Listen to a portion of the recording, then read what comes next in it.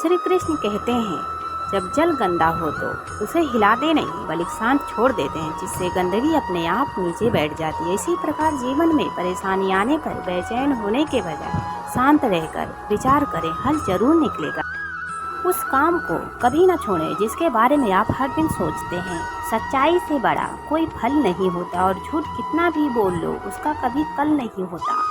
सत्य बोलोगे तो कुछ भी याद रखने की जरूरत नहीं। किस्मत आप साथ लेकर आते हो और कर्म आप साथ लेकर जाते हो, यही जिंदगी है। छोटे फैसलों से ही बड़ी सफलता मिलती है। ईश्वर के समक्ष केवल प्रार्थना ही ना करें बल्कि ध्यान भी लगाएं। प्रार्थना में हम ईश्वर से बात करते हैं जबकि ध्यान में ईश्वर हमसे बात करते हैं। जैसे उबलते पानी में कभी परछाई नहीं दिखती, ठीक उसी प्रकार परेशान मन से समाधान भी नहीं दिखते। शांत होकर देखिए, सभी समस्याओं का हल मिल जाएगा। संसार में कोई भी मनुष्य सर्वगुण संपन्न नहीं होता, इसलिए कुछ कमियों को नजरअंदाज कर रिश्ते बनाए रखिए।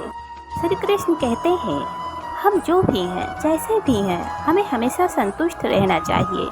एक लोक कथा के अनुसार किसी गांव में दो गरीब किसान थे। दोनों के पास थोड़ी थोड़ी जमीन थी। उसी जमीन से खाने पीने की व्यवस्था होती थी। संयोग से दोनों की मृत्यु एक साथ ही हो गई। दोनों की आत्मा यमलोक पहुंची तो यमराज ने कहा कि तुम दोनों का जीवन बहुत अच्छा रहा, अगले जन्म में क्या बनना चाहते हो? ये सुनकर एक किसान ने गुस्सा करते हुए कहा कि मैं तो पूरे जीवन कंगाल ही रहा। मैंने दिन रात कड़ी मेहनत की, खेत में बैलों की तरह काम किया, लेकिन एक एक पैसे के लिए मेरा परिवार तरस रहा था।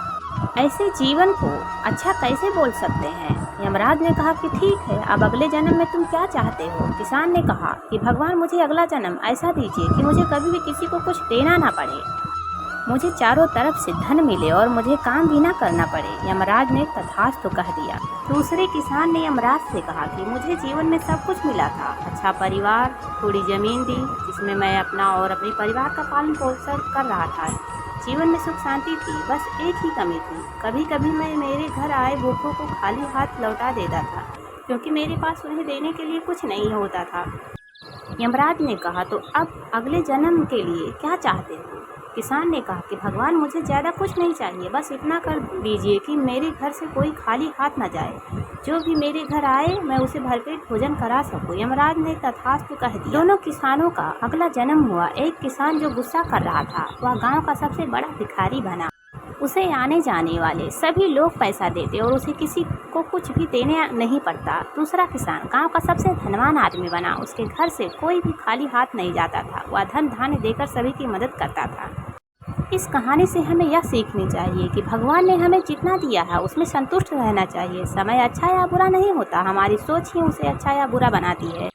सोच पॉजिटिव होगी तो हम बुरे समय में भी सुखी रह सकते हैं। हमारी यह वीडियो आपको पसंद आए तो लाइक और सब्सक्राइब जरूर करें। धन्यवाद।